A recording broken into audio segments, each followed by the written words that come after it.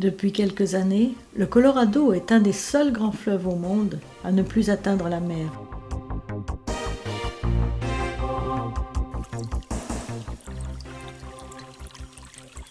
Le fleuve Colorado naît de la fonte des glaciers dans les montagnes rocheuses, au milieu d'une nature où la flore et la faune sont encore préservées.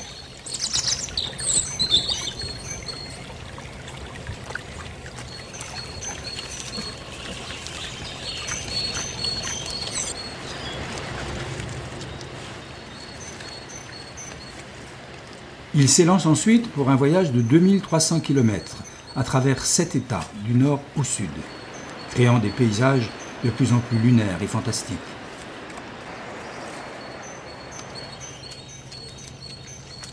À Maube, il commence son œuvre d'érosion pour tracer son lit dans un immense plateau de 340 000 km² de grès rouge.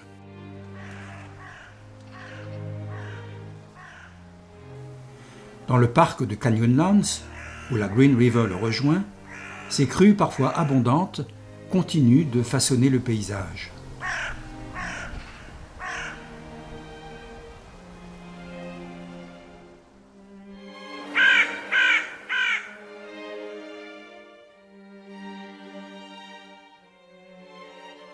La vallée qui forme le méandre de Dead Horse Point atteste de la largeur du fleuve quand il est à son maximum, ce qui est de plus en plus rare.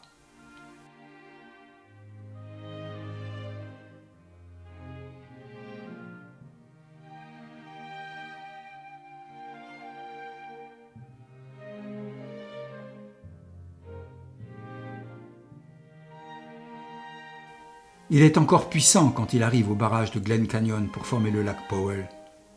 Celui-ci était destiné à alimenter en eau et en énergie électrique la ville de Page, ainsi que les 6 États voisins.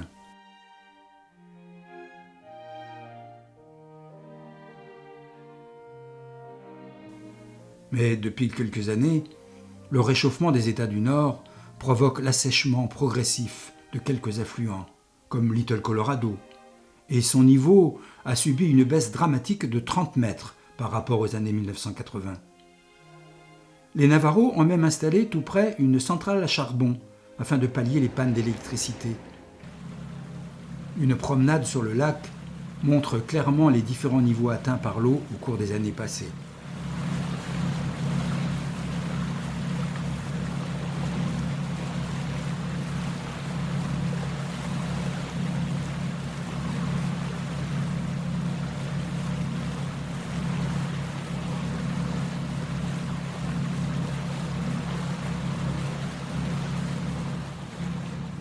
À la sortie du barrage, le Colorado s'engouffre de nouveau dans le grès rouge pour creuser plus loin le remarquable méandre de Horseshoe Bend, de 340 mètres de profondeur.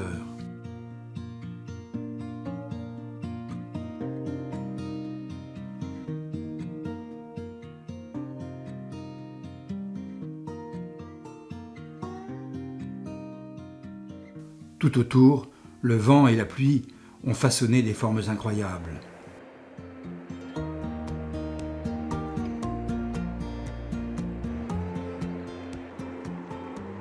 Près de Marble Canyon, à la frontière de l'Utah et de l'Arizona, le fleuve se laisse approcher et un petit motel s'est installé non loin de l'endroit nommé Lee's Ferry, où un certain John Lee décida en 1870 de créer un bac pour faire traverser les Mormons qui allaient peupler Las Vegas.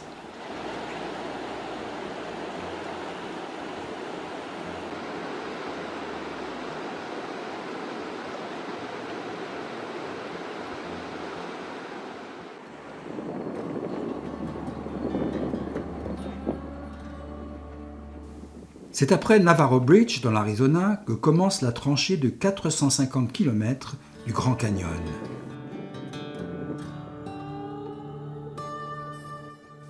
Pour atteindre la rive nord, la route traverse la forêt de Kaibab, malheureusement de plus en plus défigurée par les incendies à répétition et dont les arbres sont menacés par la sécheresse.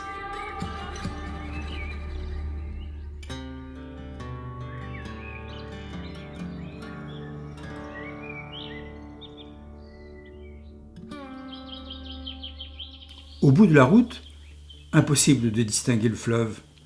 Seules les traces des affluents asséchés laissent deviner où se cache le Colorado, au plus profond de ces falaises qui varient de 1300 à 1600 mètres de hauteur.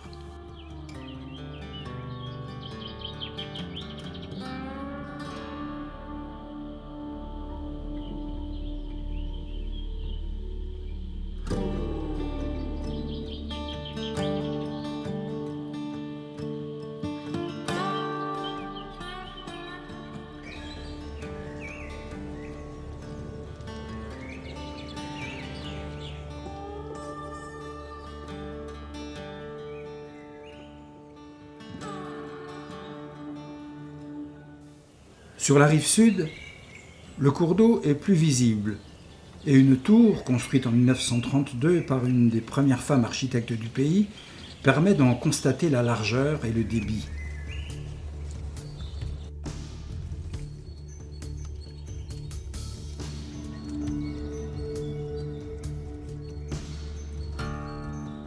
Le chemin qui longe les gorges ne laisse que peu apercevoir le fleuve, perdu au milieu des reliefs aux couleurs changeantes.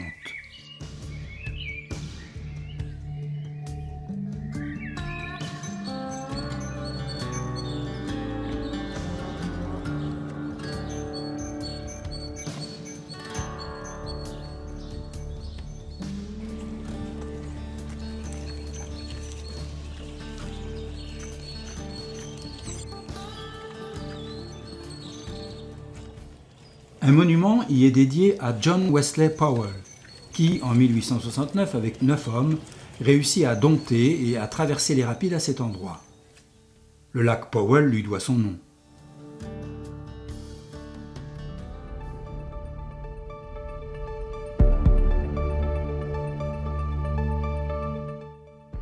En 1935, un géant de béton de 240 mètres de hauteur et 410 mètres de long, le barrage Hoover, situé à la frontière de l'Arizona et du Nevada, inaugure l'asservissement du fleuve Colorado par les États-Unis d'Amérique.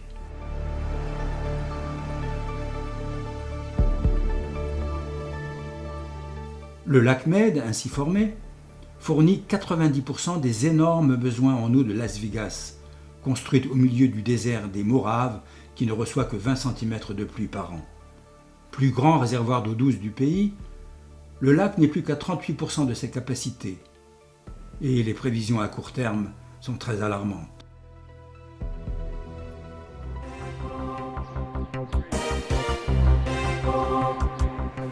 Que ce soit pour les milliers de salles de bain des gigantesques hôtels qui pour la plupart abritent plus de 5000 chambres, ou pour les plaisirs aquatiques de 40 millions de visiteurs, l'eau est partout à Las Vegas.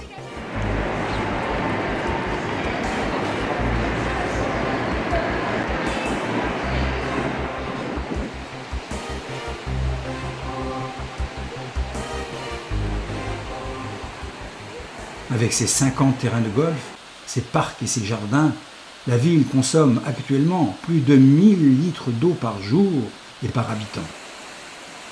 Les autorités commencent seulement à prendre conscience d'une éventuelle pénurie dans les 5 ans à venir. Une calamité qui amènerait la ville à perdre ses touristes et les 6 milliards de dollars de bénéfices par an qu'il génère. Des patrouilles en sont actuellement à traquer la moindre fuite d'eau ou le moindre arrosage en dehors des jours autorisés. Des mesures qui semblent bien dérisoires au regard de la catastrophe annoncée. Quant au delta dans la mer de Cortés, il est pratiquement à sec. Il a fallu 40 millions d'années au Colorado pour creuser son célèbre canyon. L'homme, lui, n'aura mis qu'un siècle pour épuiser le fleuve au profit de quelques-uns.